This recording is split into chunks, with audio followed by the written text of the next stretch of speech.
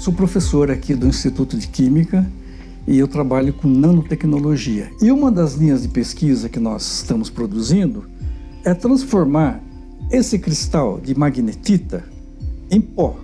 Só que eu não trituro, eu não vou pegar e moer esse cristal. Eu sintetizo essas partículas nesses reatores que estão sendo mostrados aqui. O que tem de diferente nessa magnetita que nós preparamos? Ela é muito mais forte do que aquela magnetita natural, porque ela é nanopartícula. Então, se eu pego um ímã e coloco nesse pó, olha, essa partícula é extremamente magnética. E o tamanho de cada partícula é de 1 bilionésimo do metro, é 1 nanômetro.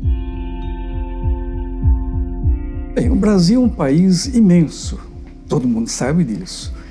É um país que tem uma riqueza mineral que nós já conhecemos, realmente admirável. Temos uma renda muito grande, uma boa renda, com a exportação de commodities, de minerais, minérios, mas sem muito beneficiamento, sem muito trabalho para gerar valor agregado. Vendemos barato e compramos o produto que nos interessa, que são os metais, as ligas, e pagamos muito caro. Em se tratando de cobre, existem 2 tipos de minérios de cobre.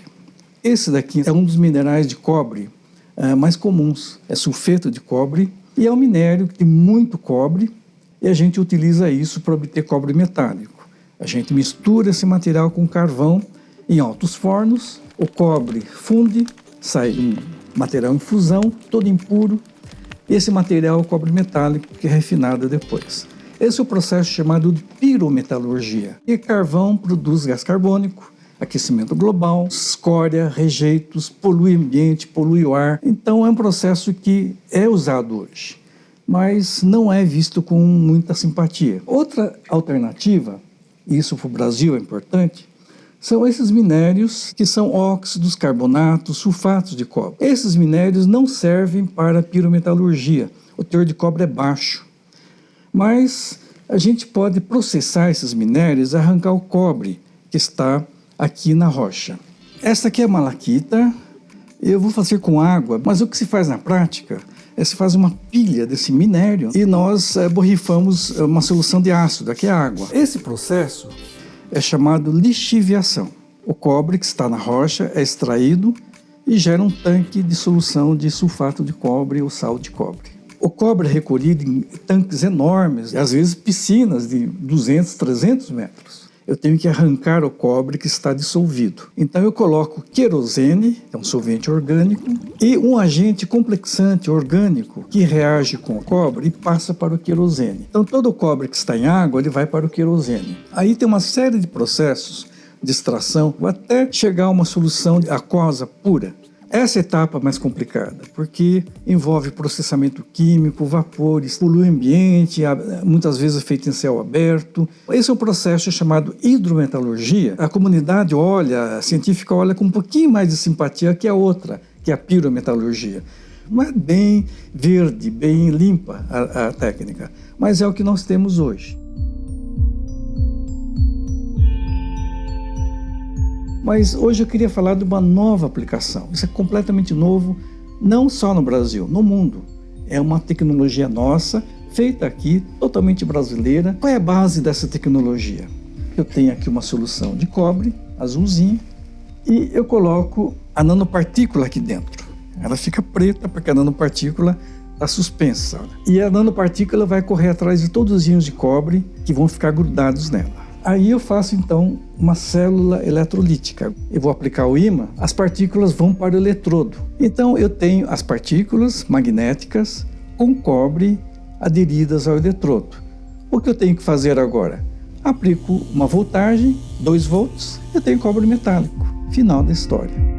Quando acabo de depositar o cobre, eu venho com o ímã, puxo do outro lado e começo um outro processo. Põe mais cobre, retiro e vou ciclando. Então, todo aquele processo pirometalúrgico, poluente, todo complicado, desaparece. O processo hidrometalúrgico atual, que envolve solvente orgânico, extração, separação, concentração, também desaparece. E nós temos cobre metálico de boa pureza. Esse é o processo que nós chamamos de nanohidrometalurgia magnética, porque usa um ímã, mas que não serve só para cobre, serve para qualquer metal. A gente faz as nanopartículas e a segunda etapa é fazer o tratamento químico das partículas. E o tratamento químico introduz funcionalidade. A partícula se torna inteligente, ganha capacidade de se ligar ao cobre, à prata, ao ouro, ao mercúrio, ou de transportar uma droga, um medicamento, ou de limpar o ambiente. Eu faço para todas as finalidades, aplicações médicas, ambientais, analíticas e metalurgia também. Nós conseguimos automatizar esse processo para obter metal em estado puro. Esse daqui é o reator automatizado para experimento de nanohidrometalurgia magnética, que na verdade ele é um robô. A gente programa os parâmetros por computador e ele vai reproduzir o que a gente pediu, cada etapa com as condições e características que nós precisamos, e ele pode ser empregado tanto para finalidade de estudo, fins acadêmicos, quanto para purificar e obter pequenas quantidades de metal.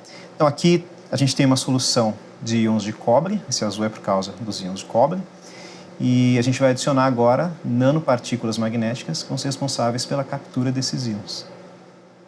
A gente vai começar pela agitação da solução, já contendo nanopartículas magnéticas. Depois dessa etapa, vai ter um ímã que vai subir para a superfície de um eletrodo. O ímã está posicionado abaixo do eletrodo e o campo magnético está atraindo as nanopartículas que já capturaram os íons de cobre para a superfície do eletrodo. Esse processo, na indústria, chega a durar até 7 dias. Aqui a gente demora minutos, algumas horas. Então, justamente a vantagem de se utilizar nanomateriais magnéticos é que a separação desse material, o transporte do cobre, é muito mais rápido, porque ele é acelerado pelo campo magnético.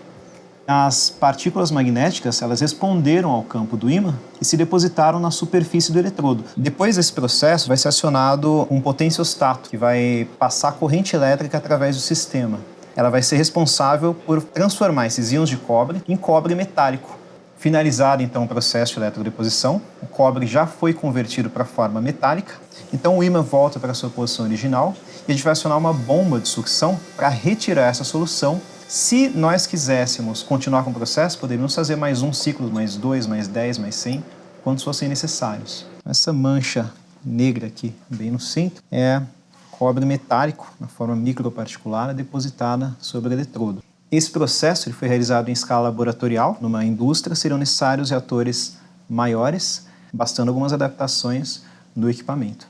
Esse é um processo totalmente verde, porque ela é reciclável, trabalha em água, não produz vapores, otimiza o uso de energia e é um processo limpo. Nanopartículas hoje, em geral, elas estão sobre o foco da Anvisa e de todas as agências reguladoras, não porque sejam perigosas, mas porque são coisas novas. Por fato de ser novo, tem que ser estudado.